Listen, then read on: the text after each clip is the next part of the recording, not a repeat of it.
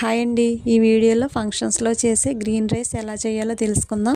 ముందుగా మిక్సీ జార్లో అల్లం ముక్కలు, వెల్లుల్లి రెబ్బలు, పచ్చిమిర్చి, దాల్చిన చెక్క, లవంగాలు, ఇలాచి, అనాస పువ్వు, జాపత్రి వేసుకొని కట్ చేసిన 2 టమాటాలు, పుదీనా, కొత్తిమీర వేసి పంచదార వేసి కొద్దిగా వాటర్ వేసుకొని మెత్తగా గ్రైండ్ చేసుకోవాలి.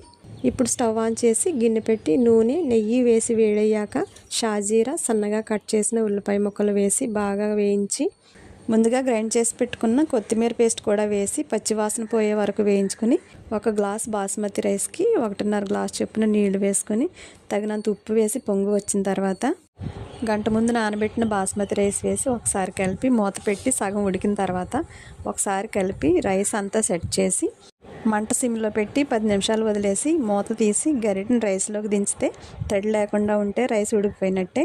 అంతేనండి, సింపుల్గా గ్రీన్ రైస్ రెడీ అయిపోతుంది. ఈ వీడియో మీకు నచ్చితే లైక్ చేసి సబ్స్క్రైబ్ చేసుకోండి.